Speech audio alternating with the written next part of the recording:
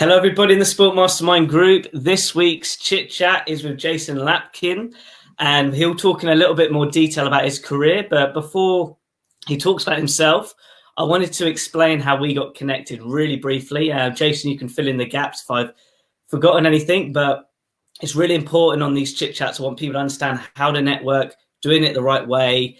And when Jason and I got connected was through LinkedIn. And actually, he contacted me to come on my show. And he actually ended up being on a few other podcast shows, one with Dan Abrahams, a great guy, a great sports psychologist, especially in the world of the football industry, but also rugby as well. And I checked out Jason. He had a really fascinating story with his football career journey specifically. And we'll be talking this in a lot more detail. But ever since then, and he came on the show, and literally things have grown. We both sort of had our ups and downs, like from a career perspective, we've supported each other over the last couple of years. And that's why I wanted him to come on the show, because now he's sort of working the fitness sector. But like anything, he's always trying to find new opportunities with regards to his area of expertise from his football experience, but also knowledge. So on that note, before I start, as I said to my special guest when I start, what are you drinking at the moment this morning, Jason? Well, I'm a morning person, so I woke up nice and early. I went on a bike ride, which might not be the best for my allergies, but it's good for your fitness. So I'm on my protein shake right here. Awesome. So what do you do in the morning? Really quickly, guys, follow Jason on Instagram. His fitness regime is unreal. So just do an insight what you've been doing the last, during this COVID period from a fitness standpoint.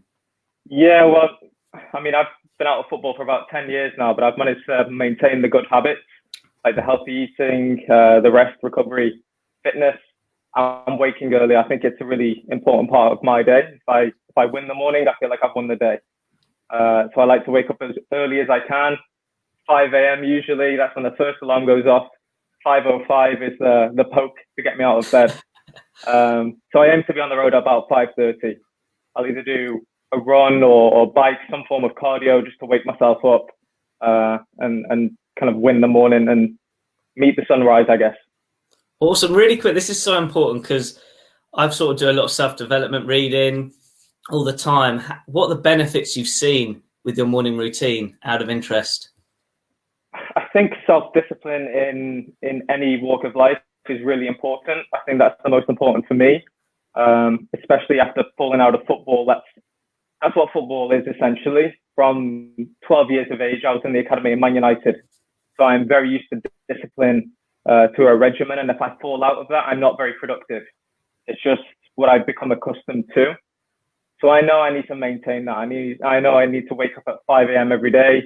I need to do some form of cardio, some sort of fitness, some strength training, something mentally stimulating as well as physically, or else I don't really function. So I know I kind of have a mental checklist in my mind that I need to do these things every day to feel good. So just on that, do you measure yourself every morning of progression from a fitness standpoint, or is it literally just getting the body, in that active state? If that makes sense. Again, overflow effect from my career as a sportsman. I can't go on a run without pushing myself. There's that voice in the back of my mind that's always telling me to go harder, shave some extra seconds off my 10K. It can be annoying at times because your body sometimes doesn't feel up to it, but once you push through that, you do get an overwhelming sense of well-being and achievement. So I do enjoy that. So just going back in time, when we did our podcast, everybody, it was actually about role models in football. And could you just talk about your career? You've mentioned briefly that you're at Manchester United from an academy standpoint. Could you just go beforehand from like a grassroots perspective when you started football, and then sort of fill in the gaps for people that haven't listened to your podcast with me? Sure. I guess you could say I was a bit of a late developer. I'm half Spanish. So my aspirations in life up to 8 years of age was to be a bullfighter. I don't ethically agree with that now, but that's where I was at the time. So yeah, 8 years of age, that's what I wanted to do. When I moved to North Wales, we moved to a little village called Harden. Now, you've probably never heard of Harden, but anyone in the Flintshire area or North Wales will know it because it's Michael Owen's territory. It's where he grew up. It's where he went to school. So I was already following Michael's footsteps from a very early age. And we share a lot of the same traits and similarities as well. I'm quite fast, or I was at least when I was growing up. I had a bit of an eye for goal, not as much as Michael because I was a winger, but still we shared that a little bit. Probably we're most similar in the sense that we're small and we get injured a lot, unfortunately. So those are two traits that I wish I hadn't have brought with me, but unfortunately I did. But that was my story. I was always meant to be the next Michael Owen. And things, to be fair, progressed quite well. I was the captain of Flintshire Schoolboys, so was Michael. He broke all the scoring records there. We were very successful too. I joined Harden Rangers, which was his boyhood club. I then went to Tranmere Rovers, and then from there, at 12 years of age, I was signed by Manchester United for compensation. From 12 to 16, I was in their academy. And then from 16 to 18, I was on scholarship forms with Aston Villa. Unfortunately, a week before my 18th birthday, I did suffer a really bad knee injury. So I tore my ACL, MCL, and both lateral and medial menisci, which was a really tough blow to take. Obviously, as I was just on the cusp of kind of realizing my dream and becoming a professional footballer. Now, while I did go on to achieve that and I did sign professional forms, it's still tinged with a sense of regret and disappointment that it wasn't exactly how I wanted it to be and how I had envisioned it from 8 years of age. But still, it's been a wonderful journey and it's led me on to other things. So there we are. Just, if you don't mind, with regards to the injury perspective, people forget that. Like, if you don't mind, like people think about the successes on the pitch, scoring the goals, but would you mind explaining the impact of the injury? Because not specifically itself. I mean, from an industry standpoint, you've got the endorsements, but people forget that this injury can be uncontrollable because it could just be that one tackle, that one event that changes the whole perspective of future. Like, I've interviewed other athletes who've been injured on the podcast show, and it changes overnight because I'm talking sports industry now. Everybody, it can have effect with the contract. Contract could lead to, support if you have insurance. You know what I'm saying? It all has a domino effect. Yeah. But like a week before, you could have been healthy, fit, ready for that game on Saturday. So from a career perspective, would you mind just sharing the reality of being an elite athlete with the being injured? That makes sense.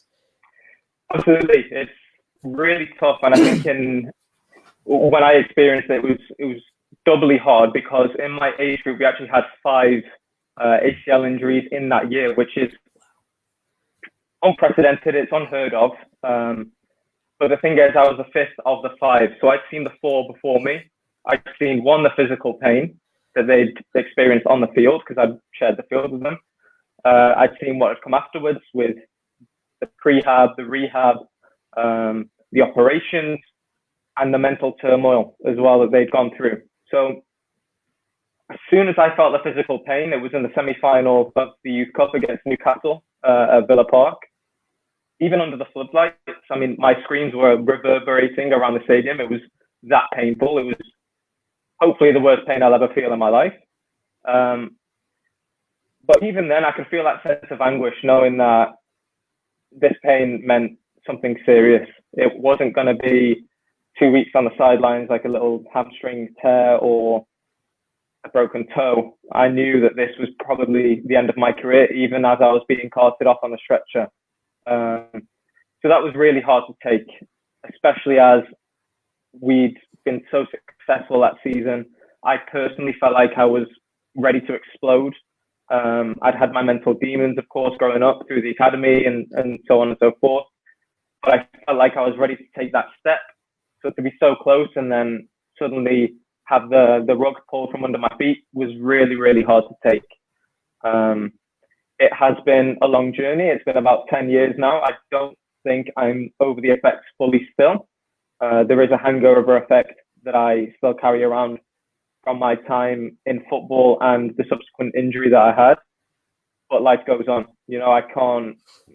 I won't allow myself to be that drunk at the end of the bar, telling everyone that I would have made it if it wasn't for my bad knee. So I've got to find something else to do, be productive and see how I can find success elsewhere. Just on that note, reflecting on that experience, how stronger do you feel with your morning routine as well, as a human being 10 years on? I feel very resilient. I think there's nothing. I've had a relatively short life. I'm 28 years of age. I still feel quite young. Maybe physically, as my body clock says different because of all the injuries and operations I've had.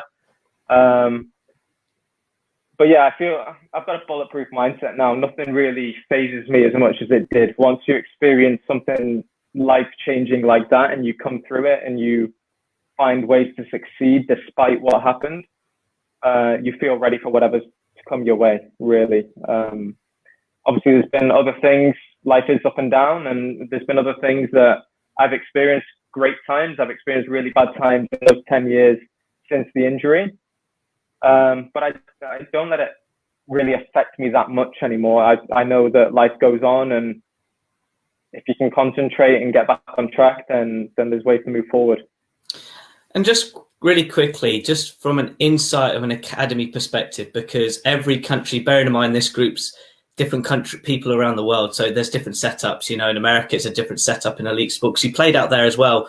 Would you mind sharing your experience playing in the UK with it from a system perspective, and then when you went across the pond to the United States? Because I think this is important from an educational standpoint, that countries, cultures are slightly different in how they run football in their country.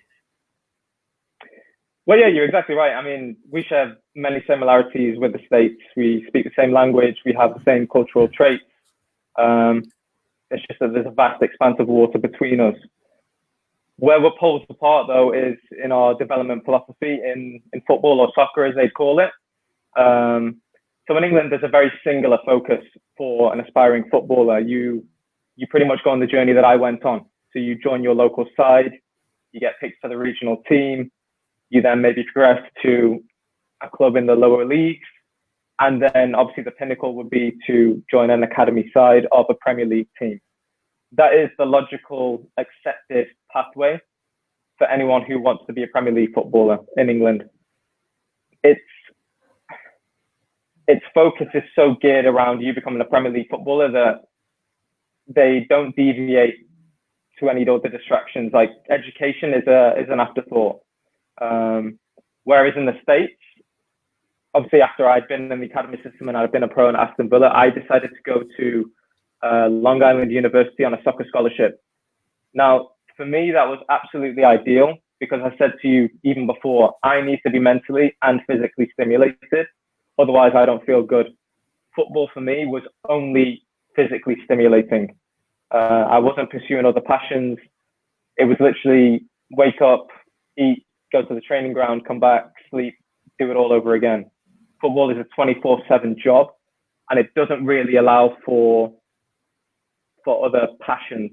But the States is perfect because you can combine education with keeping the dream alive and playing sport. It's perfectly intertwined in that sense. And it lets you develop more as a person because you're not focusing so much on one thing or the other. It's both. I think it's a great system, and I'm not sure why we haven't implemented it here because there's so many success stories that come out of it. You know, the lads that enter the system, if they don't go on to become professional footballers, they at least have that degree and the education that they can fall back on. So the success stories on both sides of that. You know, just the other day, I saw a story of a lad called James Doig, who used to play for Accrington Stanley in the UK. He went to Quinnipiac University in the States, didn't go on to have a professional career, although he was the university's, they call it the most winningest player, which means the most wins came when he was on the field. Didn't go on to have a professional career, but he now launched his own business in New York City. Now, what a story that is, you know? He could have been knocking around in the lower leagues, Accrington Stanley. I mentioned to you before, I'm 5'10" on a good day in the right heels. So I don't think the lower leagues was ever going to be for me. Once I had my knee injury, I knew I needed to build my contingency plan. I wasn't going to play in the conference and get battered by 30-year-old centre-backs who just wanted to end my career. I knew going to the States was going to be the perfect option for me. And it wasn't running away from my failure in the UK. I didn't see it that way at all. I felt like I was running towards success in the States.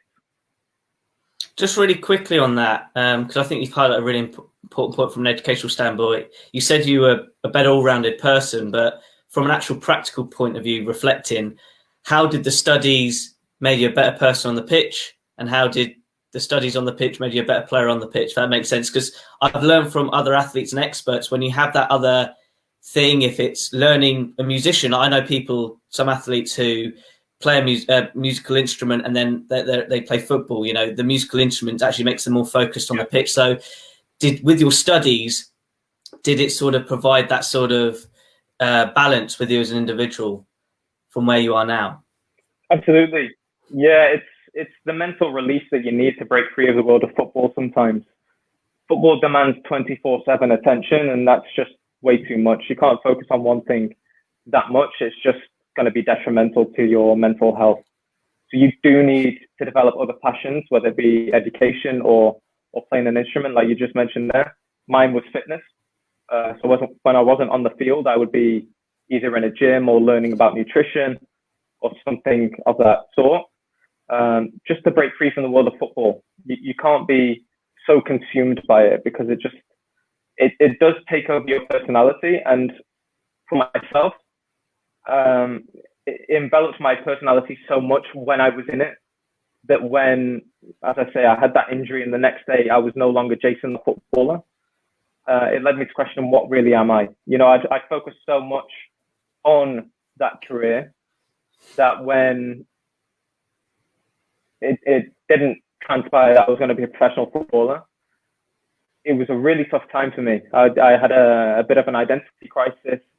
I wasn't sure where my life was going, what I would be, and it was a really, really tough time. So I think if I would have developed other passions, like, for example, Hector Bellerin, he had an ACL injury a year ago. Now, I don't know if you follow his Instagram or if you follow his story, but Hector Bellerin has appeared in Paris Fashion Week in some pretty suspect clothes, to be quite honest with you. But that's a passion of his. He has a photography business, I believe. He's got another business as well. So you can see, even at that elite level, they are searching for ways to unwind and kind of take themselves out of that relentlessly demanding world of football. It's definitely needed. So just on that note, because I think it's really important that we all have different interests. Just by the way, like, not just footballers, but include myself. For me, it's reading books and self-development. It's just a theme what I keep investing myself from interest. Can you remember the moment when you went, right, I'm going to pivot? That's what I call it, a pivot into the fitness industry. Mm-hmm. And could you mind sharing your experience, the difference between the football industry, sports industry, and the fitness industry? Now, I would quickly say the sports industry is the big umbrella, but can you see what I'm saying? Can you remember that moment when I'm going to go, boom, I'm going to go in the fitness industry and explore this sector?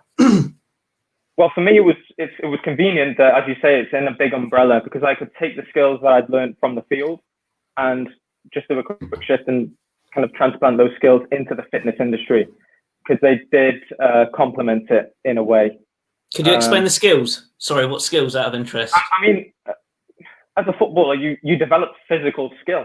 If you're in an elite level, as I was, and my game was all about speed and power and stamina, I was very much a physical player, not in the sense that I would go into tackles, because I never did that.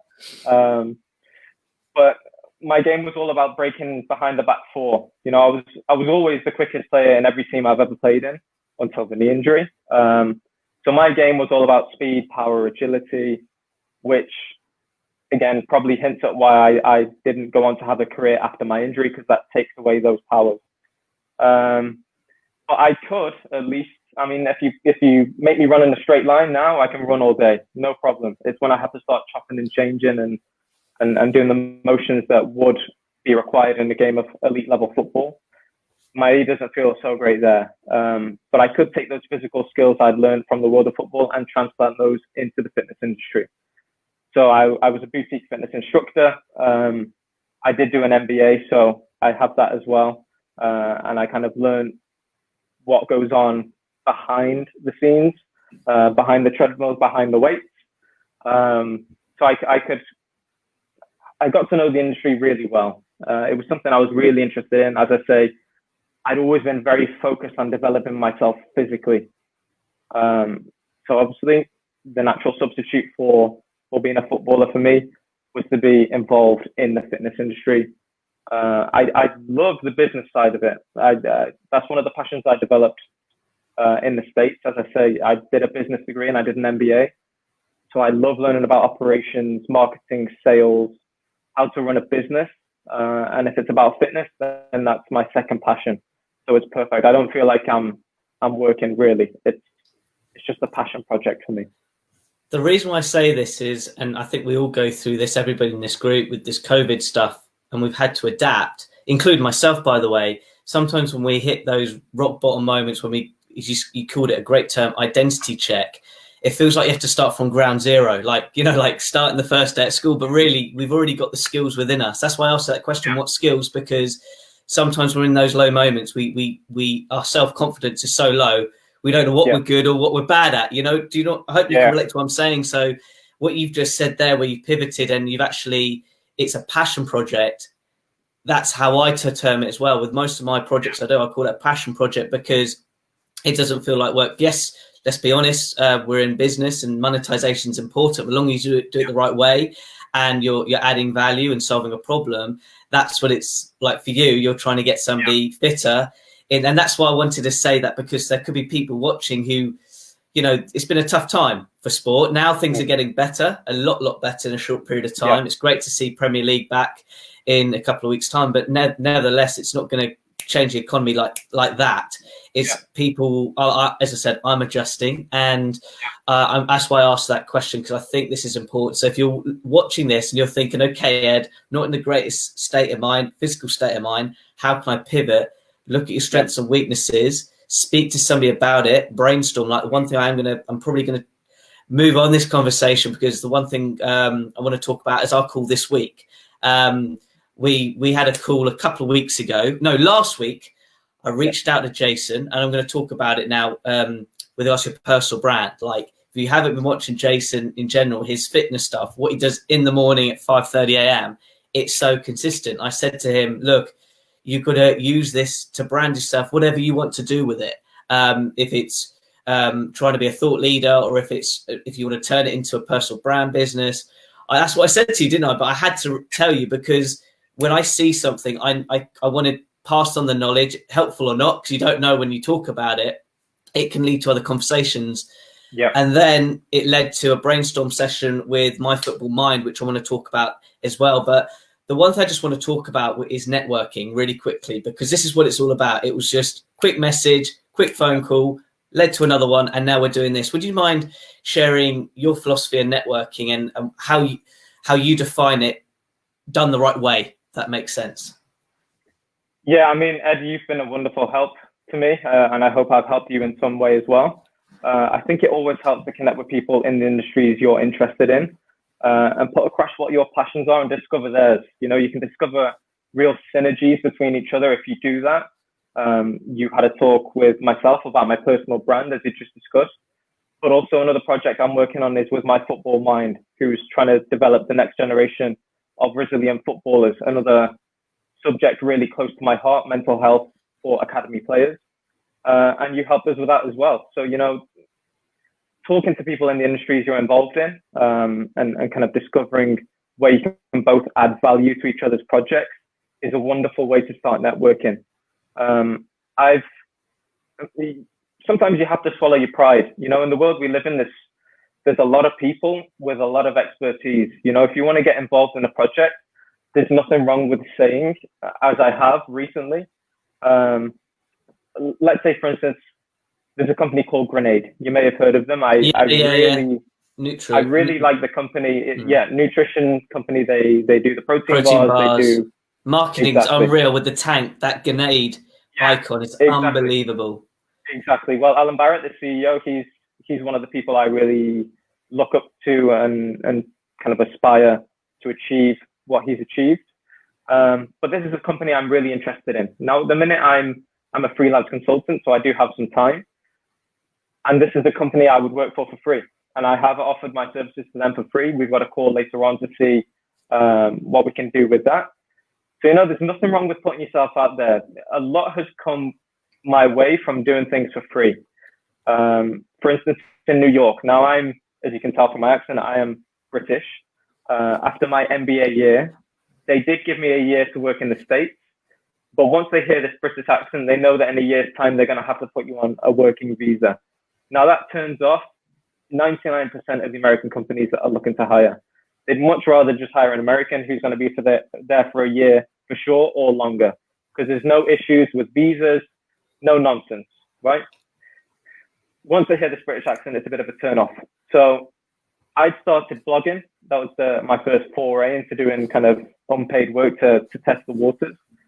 And I was doing an internship at the time for a company called Fit Reserve, who's a boutique fitness aggregator. I went to a class at Barry's Bootcamp. I absolutely loved it. I fell in love with the brand from the first sprint. And I did a blog about the brand. Now that got picked up by someone in the company. They reached out to me. They said, "Hey, listen, we love your stuff.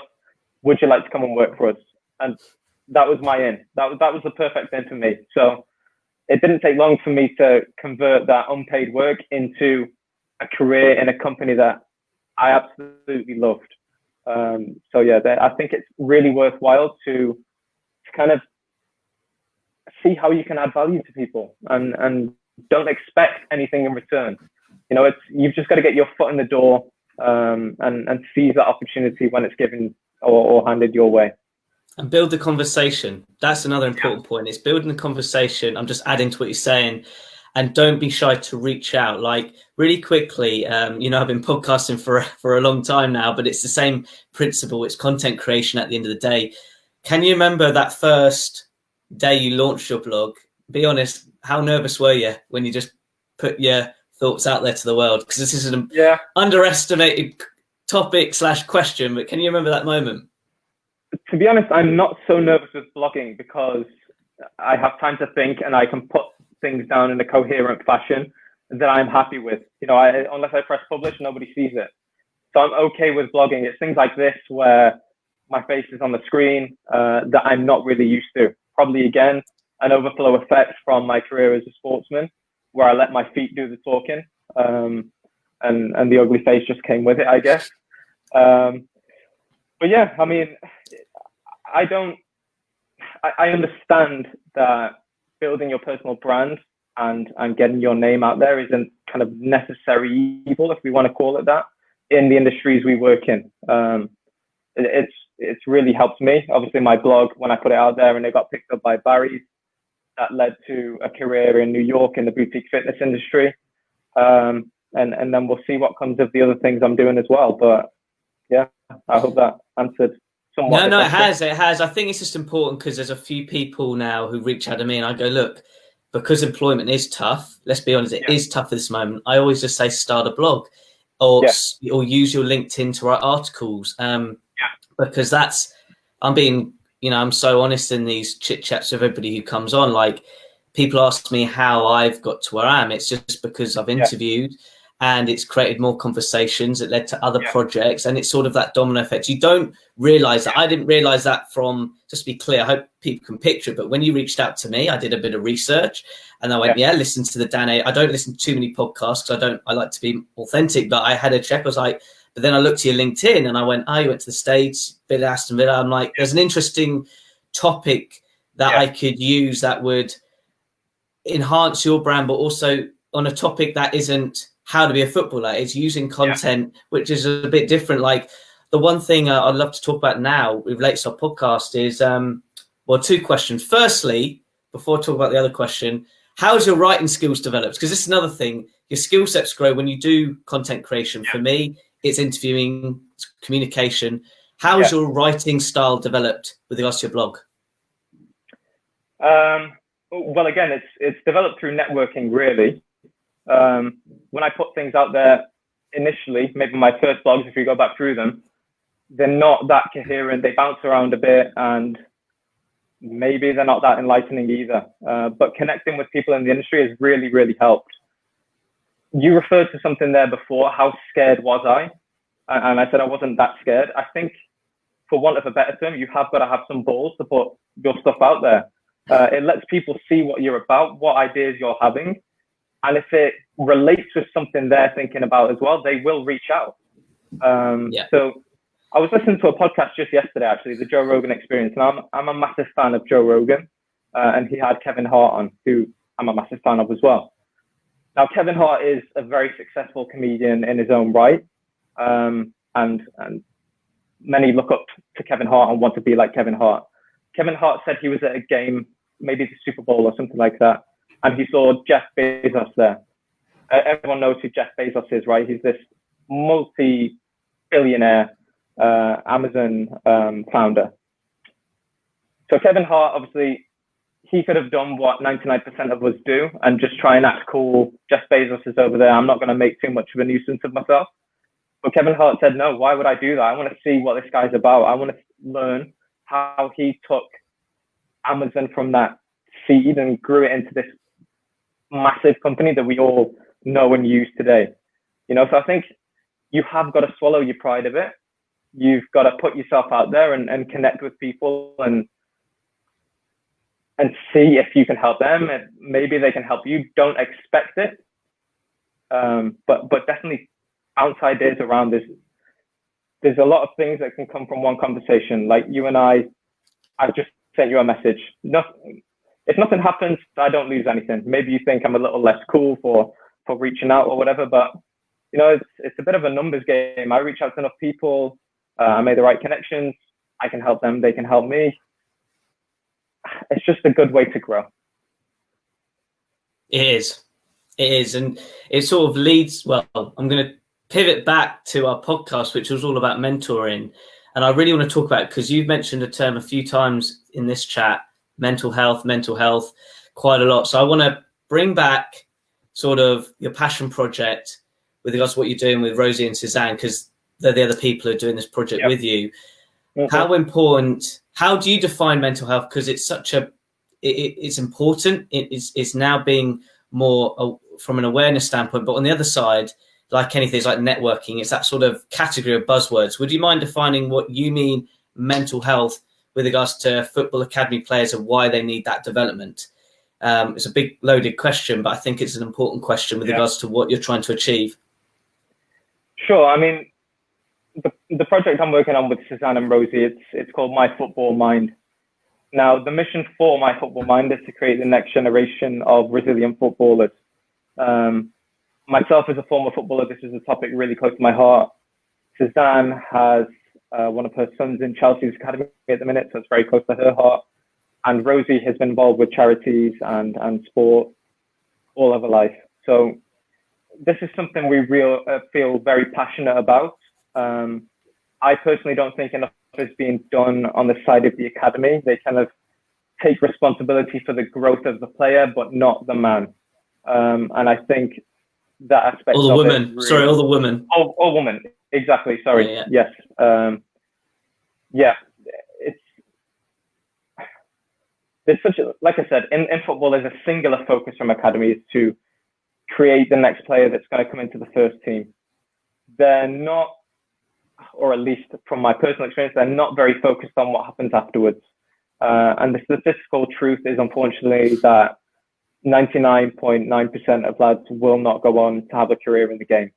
But you know, the industry survives pretty much because of survivorship bias. This is another blog that I wrote recently.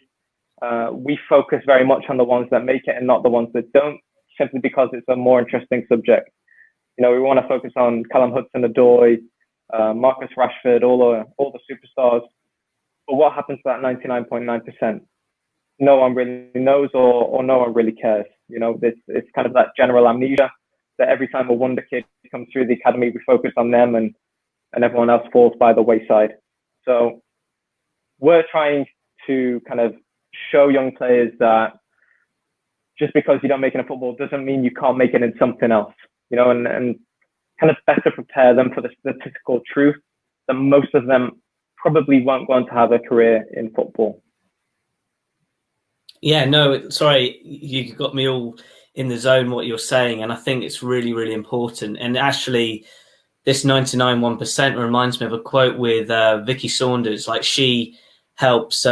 She was actually on the summit last month, where she helps. And this is where I said to you, we could tap into an opportunity. Is, she helps sort of Olympic model athlete who wants to be basically fund themselves through sponsorship, meaning the sponsorship model, for them to compete on their own and actually have a sort of, I wouldn't say earn a living, let's be honest, but certainly that when they compete, they have all the training facilities already paid for through their sponsorship.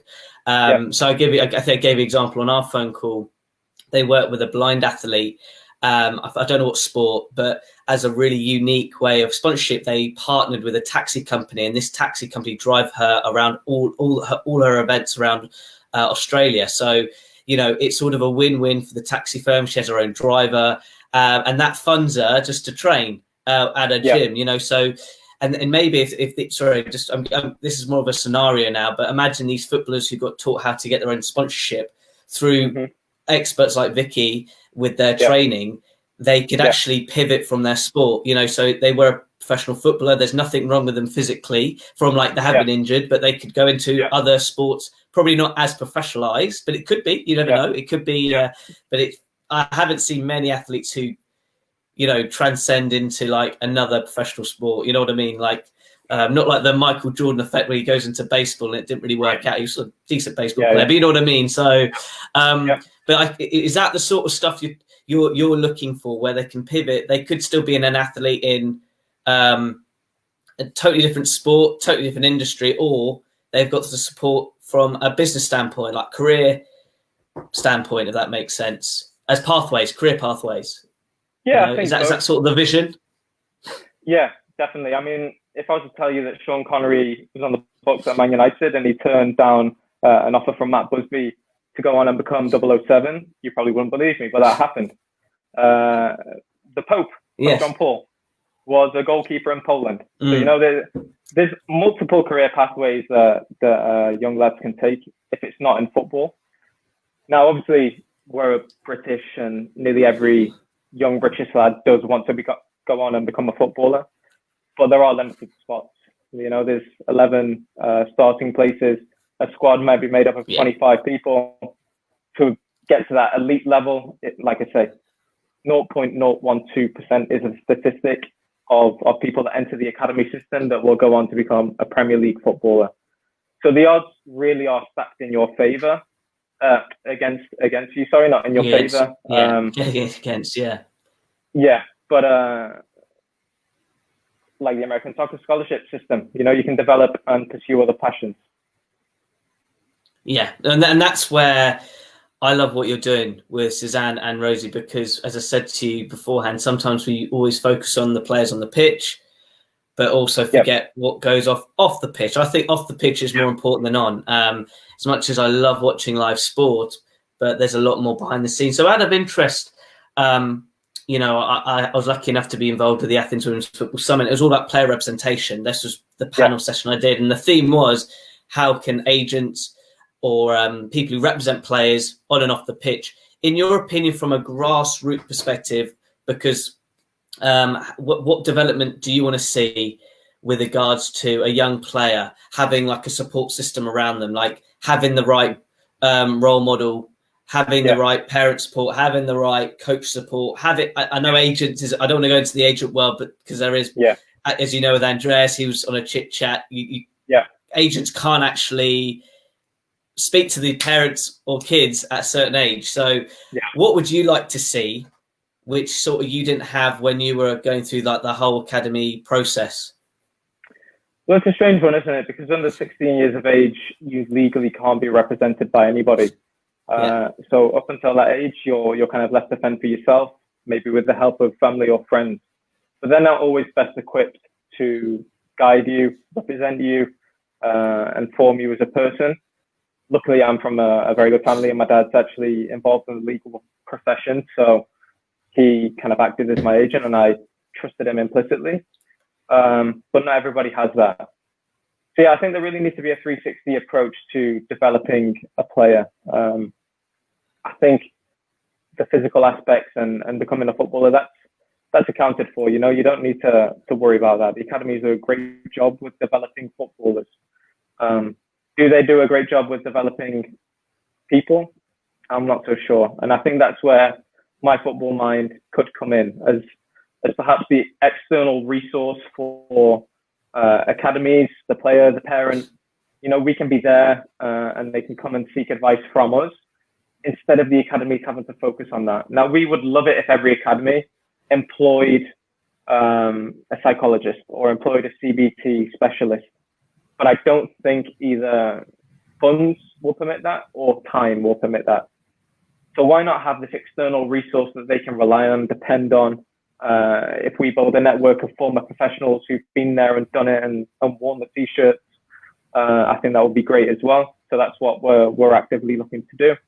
But yeah, that 360 approach I was talking about, I kind of liken it in the sense of the President of the United States. He's tasked with running America financially, politically. He's got to do the schooling system, the sports. One person has to do everything. Now, one person can't be a specialist in so many different and diverse subject areas. If you had a specialist in each, I think that would be a lot better. Now, let's not get too much into politics and Donald Trump, but no. Keep sport, but I understand it's like that leadership position. Yeah, can't do it all. Like I'm a big. Well, you can see Alex Ferguson, the leading book. I've got here Sir Clive Woodward. If anything, I actually love his coaching philosophy, how he built the 2003 World Cup winning team. Bearing in mind it was the oldest team in that World Cup.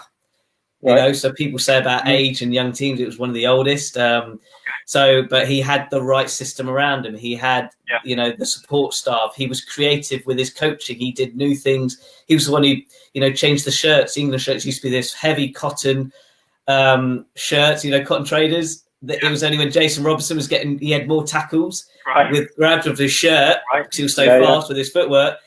They managed to make sure they had the right, the ruling, because like changing equipment you can't really do but they changed the shirts into those tight shirts which they have now. So but he had the lead, which then he ended up so Clive Woodward, he was part of 2012's one of the main leaders of building the whole ecosystem for the build up for 2012, which we did very, very well. So you just need that one leader that can then delegate people with other areas of expertise. And I've learned this lesson. You can't do everything on your own. It's virtually, especially in the sports industry, it's so much better. I'm learning this with projects.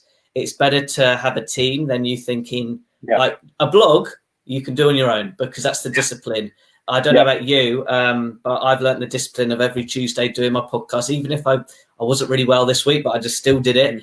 I did make some mistakes, but I did it. It's just that next one. But with regards to projects where you're solving a bigger problem that you're trying to achieve for the greater good, it's challenging. It's you end up getting that overwhelm. So really quickly, we've got 20 minutes left, and I may give you the mic if you have questions for me in general, because it's always fun look at it from a two-side perspective. But before I give you the mic where you can ask me questions, I'd love you to tap into your philosophy of the mental health from a football perspective. Now, as I said to you earlier, how do you define it, and where do you want to see that development? Because you've said it a few times, and I'm just intrigued, and I think it's important as well.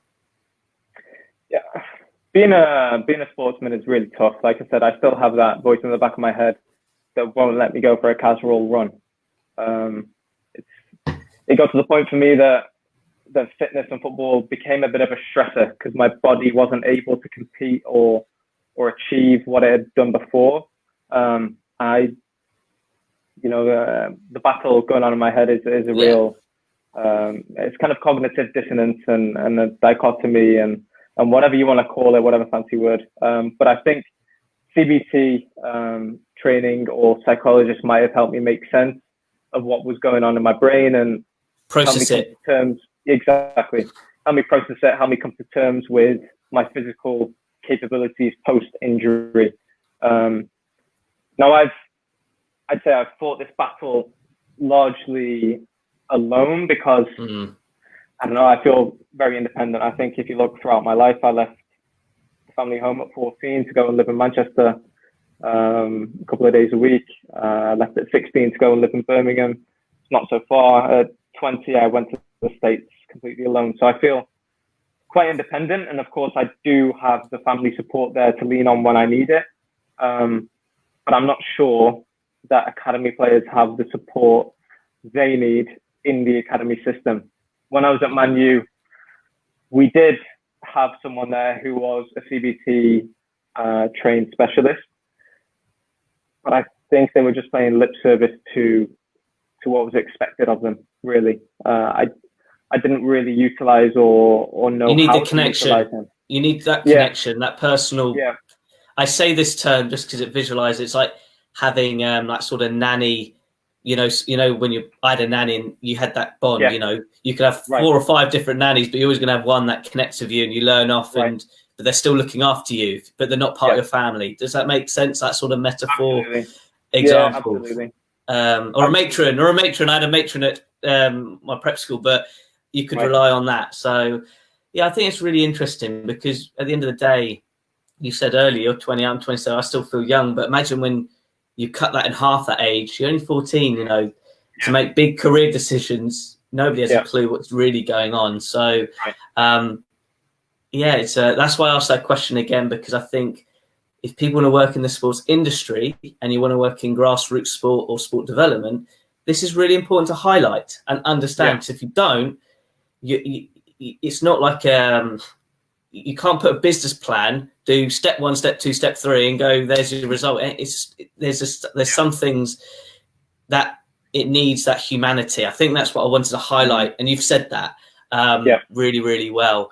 But look, Jason, as I say to people, and I didn't say it off air, but most of the time I give the special guest chance to question me with anything that's been, I don't know, just about my career journey or questions you've like, anything, you know, you want, because I think it's important because it's a two-way conversation then me interviewing you, because I'm actually learning from you as well, you know. So I'm going to give you the mic. It's up to you. If you've got no questions, I've got more questions in the bank, you know me. But I'm going to swig my tea and I'll give the mic to you. I think my question for you is, and I was interested to find this out, because obviously you've mentioned that I reached out to you via LinkedIn.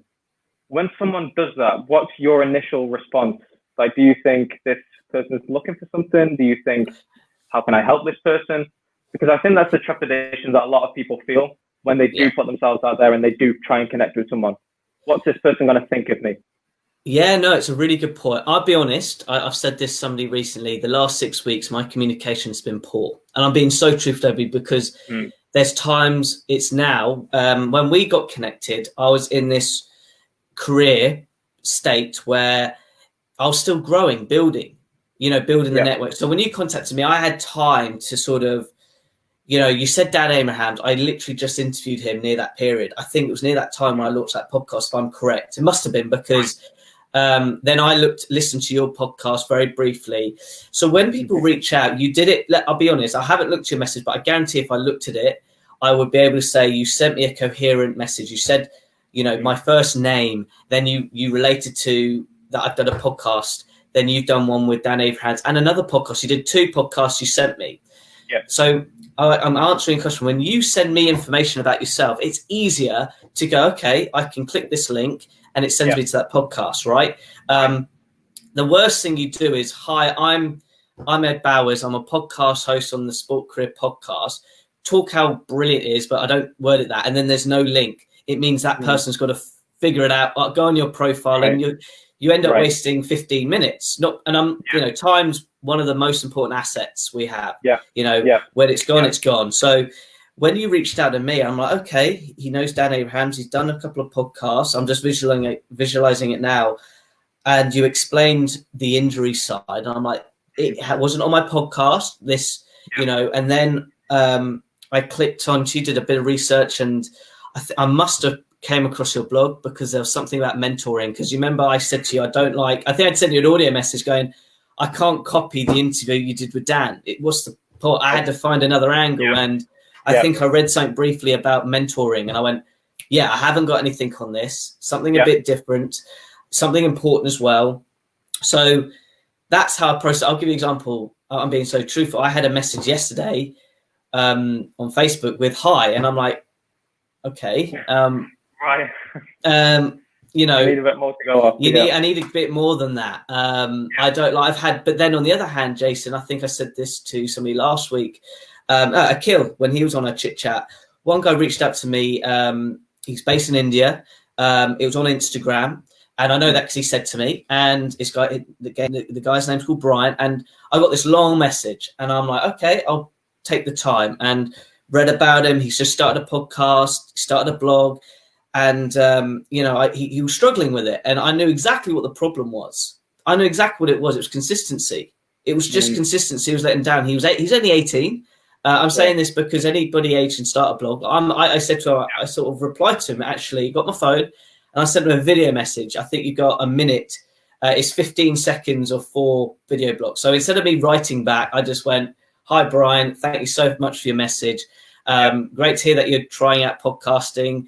But I know what the problem is. It's consistency. You've just got to stick to it. If you say even if you do one podcast or blog post a month, you just stick to it. Yes, it's only 12 a year. Doesn't matter. You've got the discipline. But if you're going to do one a week, stick to one a week. If you're going to do one every 2 weeks.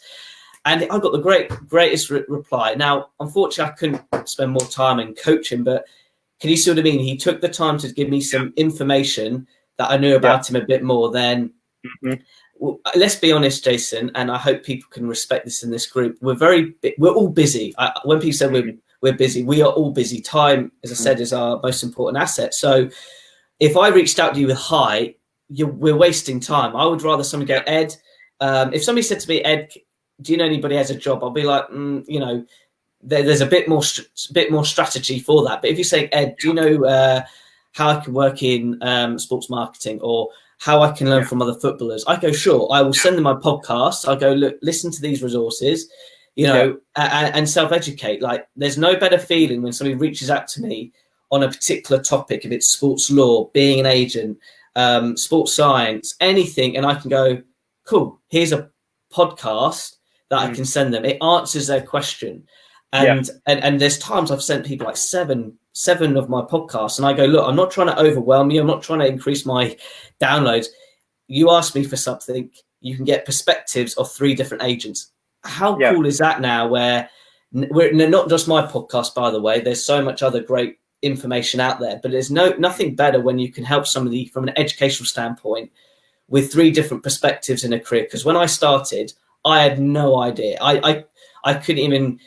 I only had about 3 people in my network. So with those 3, I didn't know how to be a sports lawyer. I didn't know how to be a sport agent, marketing, you know what I mean? But now, 4 or 5 years on, I can so relating back to your question, I've given a bit of a detailed picture, but when people reach out to me, it's amazing when people give me a note, when you do a LinkedIn and you add a note, when you add a note, I'll reply. Been a bit poor, hands up, I haven't been great, but when you give me a note, that's my priority, because they've taken the time just to write a short note and to be connected. So, and to be honest, and reflecting now, if I started my career, I was nervous, so nervous reaching out, because you feel like you're wasting their time. You feel like you're not obligated to do it. But no, I look at the opposite. When it's only recent, Jason, with the summit and my podcast, my podcast brings people to connect with me. And when you get that, I average around 40 to 50 a week. And I'm like, well, that's 50 conversations now. And I'm not trying to, but that's time, and I'm talking openly. You're trying to keep everything going during this period.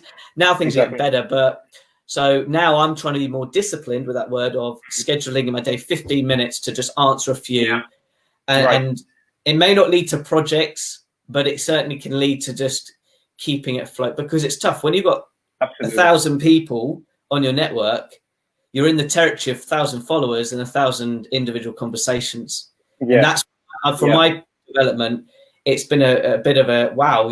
I'm humbled that I've got all these people I can talk to and build conversations, but it's hard to manage. And imagine what Ronaldo's doing with his blooming billion on Instagram. He doesn't control, he doesn't manage that. For sure. You know what I'm saying? So I hope I've answered your question, because do it with intent. And you said it earlier, when you reach out, do it with intent, show interest in them and they'll show interest in you. That's one of my quotes I wrote down years ago and I stick by it till this day.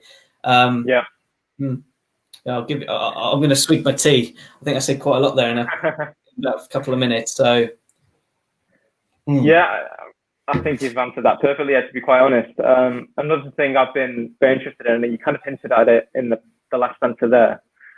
Now, obviously, when people think about working in the sports or fitness industry, they probably immediately think of the big brands. Like for me, the boutique industry, Barry's Bootcamp, Soul Cycle, Peloton, these different companies. Sports industry, they may think of working for maybe Manchester United. Or Octagon, IMG. Exactly, an agency of some sort. Now, you're special in the way that you decided to go it alone, in a sense. You are Ed Bowers. You don't work necessarily for anyone else in a 24/7 or 40-hour work week job.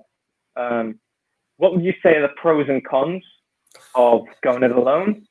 And what are the pros and cons of kind of heading in and being an employee? This is a great question because, wow, how am I going to answer this? Whoa. What my gut is saying, and this is a huge thing to say, but it's just I'm relating it to my experience. Bearing in mind, I've done my first international workshop out in Singapore, part of the Athens Women's Football Summit now, managed to coach a few students at the beginning just to test my knowledge.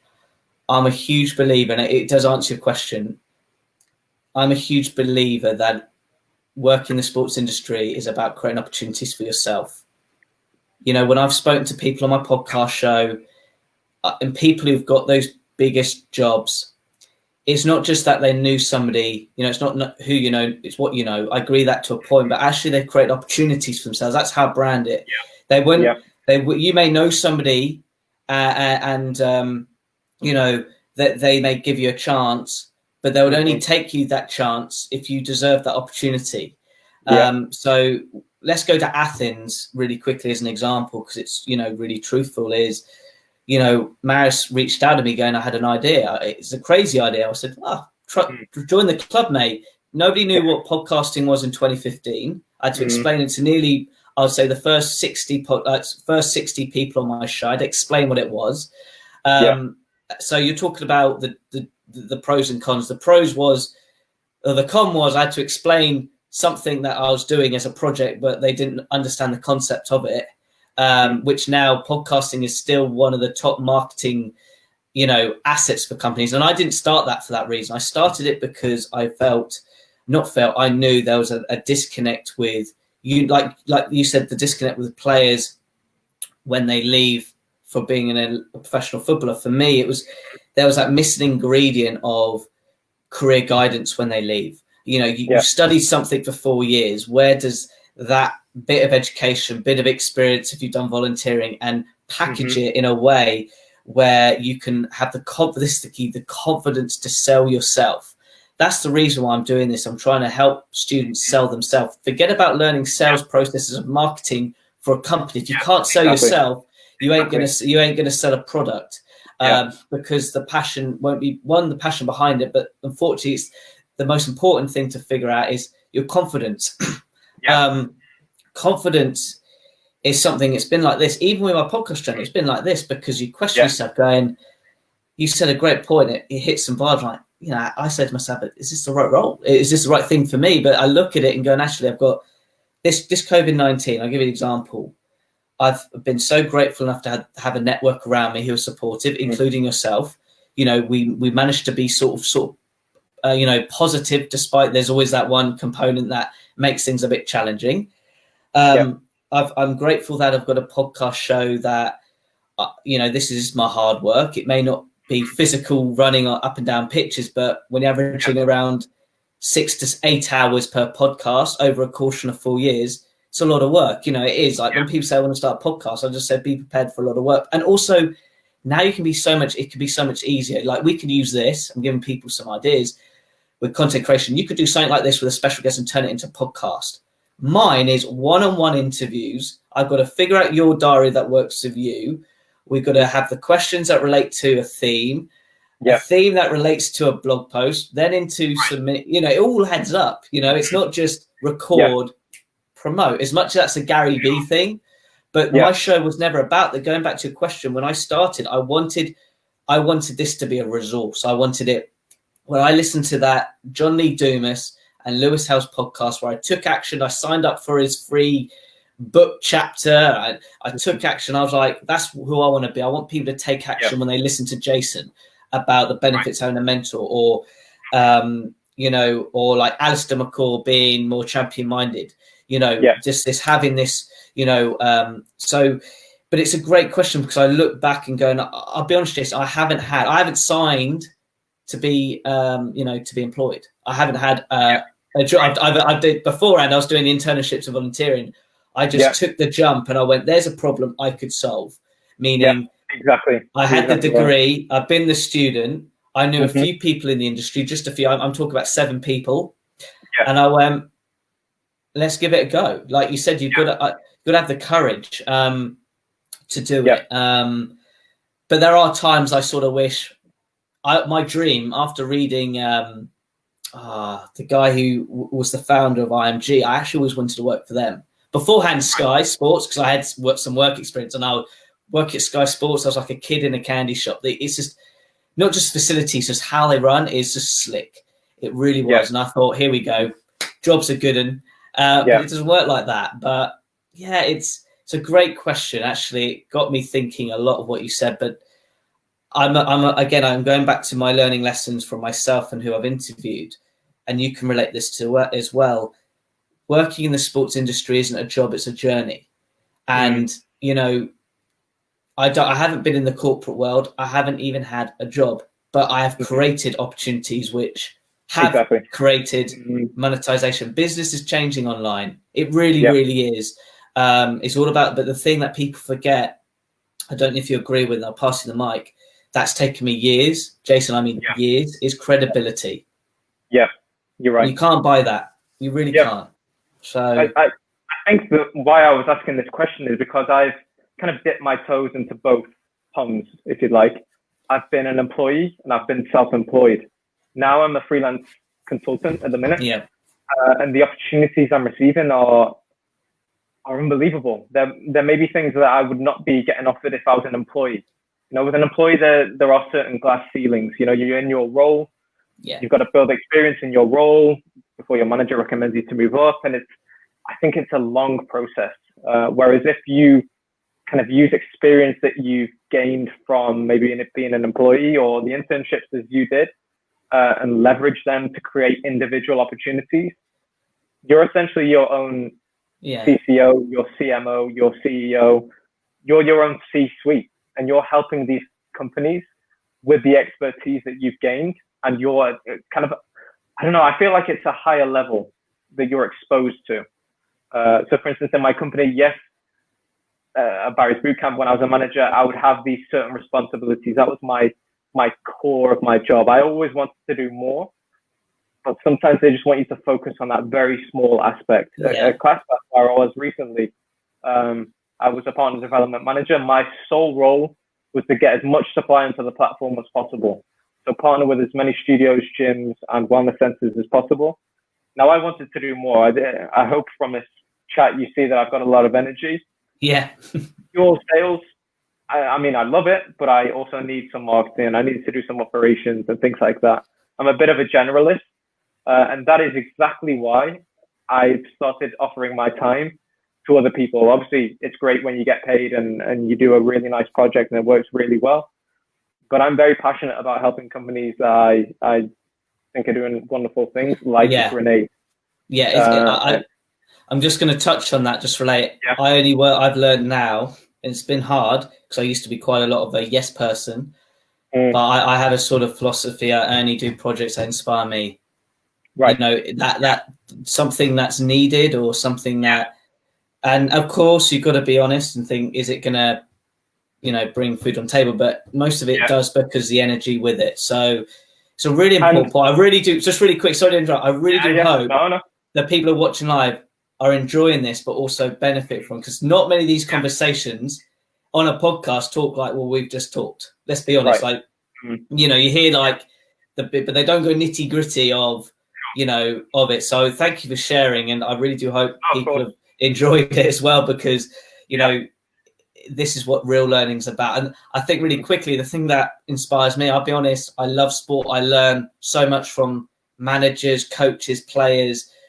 But my main theme, what makes me, is I'm a huge passion for education. If you get rid of education, I wouldn't be doing what I'm doing. It's called education to sport. It's there for a reason, the first word, because sport's sort of irrelevant. Let's be honest, there's the ugly side, the good side. You know, it's a bit, you know, a way sport can be black or white, really. Let's be honest. Like there's the high moments, but there's the other side. But education cuts through it. Yeah. You know, when you teach or learn or inspire, not much entertain. We'll keep that for the sport on those big moments. But for me, it's and it's weird because I did, you know, at the age when you were starting your academy at 14, reading age around 6, left school due to not being smart enough, dyslexic. You know, it's funny how my strength with reading these books, the reading books was a huge weakness. Moving on, it's been a strength. And it's funny where I speak to other experts who have on my podcast show. It's the same thing. I'm seeing the same theme. It's when they were younger of something that's such a strength, and now them earning a living from that weakness, which is more of a strength of when they were at that age. You know, it's a fascinating. Again, you can't buy a textbook to find the answer for it. A lot of it comes down to experience. It's like I said to you right from the start, going full circle about being resilient, because you had to be. You know, remember I asked that question right at the beginning, like, how have you learned that from the last 10 years of being a stronger human being? That's resilience. So I'm going to give you back the mic, but I've enjoyed those 2 questions. Really have got me thinking. Yeah, absolutely. I think you need some strife to be successful in life. If you look at any business person, I'm an avid reader of autobiographies. You read any sports autobiography, business autobiography, it was never an easy ride. You know, there's always something that they can point to that was, as you've touched upon a lot in this podcast, their pivot moment. You know, things might not have gone right, but how did they turn that into their success? How did they turn that weakness into their strength, as you did, like you just said? So I think that's the interesting point. And another thing I want to highlight very briefly is I've learned recently that I've been better when I've been focusing not about work. Like, you know, people think about the sports industry career, it's like a bucket, and you can't let your social life, you can't let your, you know, sort of your personality, meaning like if you have loved ones and stuff. It's now over this COVID period, I bring my dad every day. I go for the walk with my dog, my uncle every day, have this family time moment. And when I'm in the office, I'm a better person. But normally beforehand, it'd be like work, career, podcast. And it's like what you said, and this is why I asked that question about, you know, you said the footballer just looks at the football as a job. But when you integrate another activity or interest, both worlds get better, your football career and you as a development. So, and I want to share that with people, because actually it's recently last 6 weeks where I do need a break. I've been doing quite a lot of project work, mainly to keep me active up here than me dwelling on, you know, what's going on, because it has been, sports injury has been tough. I feel horrible when I hear people losing their jobs who I know my network, and they're very, very experienced people, and it just it makes me sad. It just because I know how good they are, and it's almost I wish I could I, you know, hire or do a project together to help. You know, it's tough. I don't know your thoughts on it, but I think things are getting positive. But I don't. If people want to work in the industry, they've got to understand it's not like the fairy tale. I think that's what I've learned the most. I love what I do, but there's times when you're going, man, this is a challenge, and that's what I'm going to sort of say on that note. But look, Jason, I can't believe it. We've actually gone way over. I've loved the conversation. I better wrap up. But all I was going to say is, could you just explain to people how people can connect with you? I know they're in the part of this group. So look, everybody, if you've got any questions at all, leave a comment. I know Jason will reply. I'll reply if you had any questions you have or want to answer if you've watched the replay. But really quickly, Jason, how can people connect with you? Yeah, they can connect on me on Facebook, LinkedIn, Jason Lampkin, Instagram, JS Lampkin. I'm always happy to chat. Or if you want to shoot me an email, jason.lampkin@hotmail.com. Awesome. Well, absolute pleasure, Jason, as always. Our conversations are never short in general. But on that note, guys, thank you for watching, and you all have a fantastic rest of Friday. Stay safe and take care. Thank you, Ed.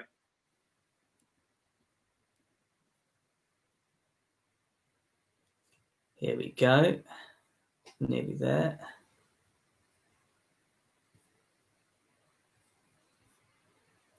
Hold on.